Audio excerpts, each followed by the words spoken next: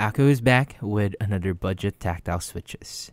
This is the Akko Jelly Sponge tactile switch with a dual tactile bump, and you can get them for $12 for 45 pieces.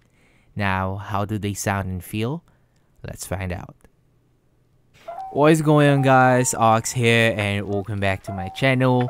We are back with yet another switch review from Akko, and today we'll be taking a look and listen to the Akko Jelly Sponge.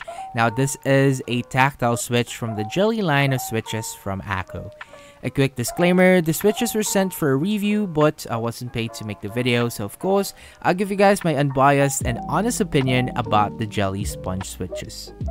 So in today's video, we'll be doing the usual stock versus loop comparison, and also a comparison sound test from the previous Tactile CS switches like the Ocean Blue and the Lavender Purple. And also we'll be taking a look at the materials that was used on the switch. If you want to hear my thoughts and opinion about the Akko Sponge, please do stick around at the end of the sound test. We will of course be using my Vega 65 with a polycarbonate plate, a PCB to plate foam, and one case foam.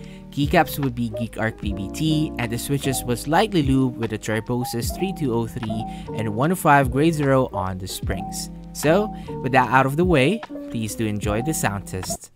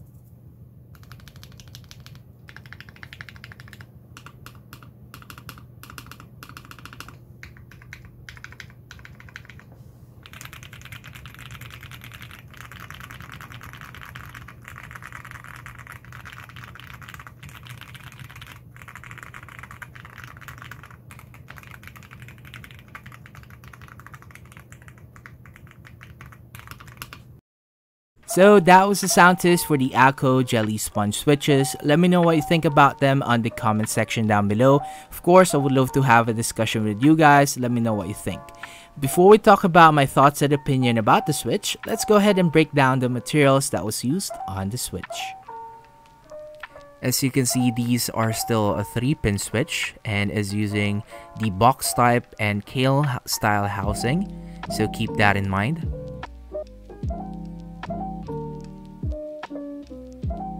So we have polycarbonate for the top and bottom housing.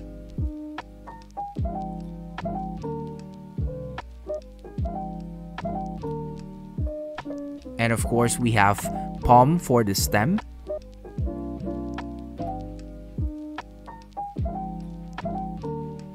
Lastly, the spring, which also has the double or 2-stage springs and has a 40-gram actuation force. Also, here's a quick comparison on the previous springs on the CS switches.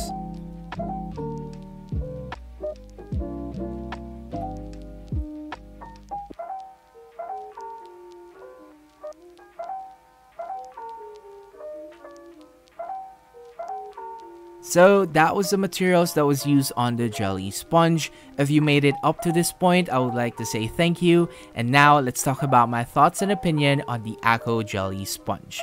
But first, let me give you guys a quick disclaimer. The sound and experience may vary depending on your keyboard build.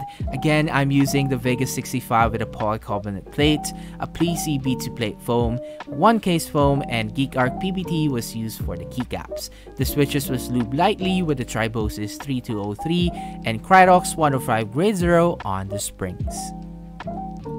Now let's talk about my thoughts on the feel. As mentioned on the Starfish video that I made, this is my first time trying out a 2-stage spring, and as Akko stated, the switches have a dual tactile bump, meaning that you can feel 2 bumps. First is when you actuate, and then the second one is when the stem is going back up. So it's kind of like giving it a snappier return. And for the tactility, I can say that it feels like it has a medium sharpness on it. As mentioned, it is a light tactile with an actuation force of 40 grams, and at first I find this really light for a tactile, but of course from trying them for almost a month, I got used to it. But to be honest, I find the bump harsh for my liking, since you can really feel the bump, but I do like the snappier return feeling, so it's a 50-50 in terms of the feeling. I know some people like an early bump or a harsh bump, so again, it's gonna depend on your preference. On stock, they feel really smooth, but I did lube them lightly, and I did avoid touching the leaf or lubing the leaf and the stem to avoid reducing the tactility. Now for my opinion on the sound, they do sound pingy on stock. You can hear the spring and lift ping, and even when I lube them, I can still hear slightly pinging, and I don't know, maybe it's because of the batch that I received, but I didn't want to lube it further as I don't want to lose the tactility. So same as the Starfish switches, this is leaning towards to a poppier and clacky sound profile, which you know I really love, and that's really my preference in terms of switches. But personally for me, I'm really not a fan on how they sound, as I think it lacks that tactile sound. Don't get me wrong, they sound fairly decent for a tactile switch, but I just think it just needs a bit more push. I can say that they sound similar to the Akko Ocean Blues, but this is a bit more on the high pitch. So my overall thoughts on them are, it's a fairly decent budget tactile that you can try if you are a fan of light switches, and if you haven't tried the dual tactile bump, and if your sound preference are into poppy or high pitch switches, this might be a good pickup for you. Again, these are a fairly decent tactile switch, but it's not a tactile that I would really recommend. Personally, I would still prefer the Lavender Purple over these, as I like how they sound versus the Jelly Sponge. Again, a reminder, this is just based on my experience with the sponge switches. I've used them for almost a month before making this video. Again, it would still boil down to your preference at the end of the day. If you really want to try them, I do suggest in getting just one pack first, and then try them on your alphas and modifiers, and if you really want, buy another pack and go from there. So yeah, that is it for the video, guys. I hope all you had a great holiday, and I hope you liked the review on the sponge switches. Again, please don't forget to like the video. It really helps out my channel.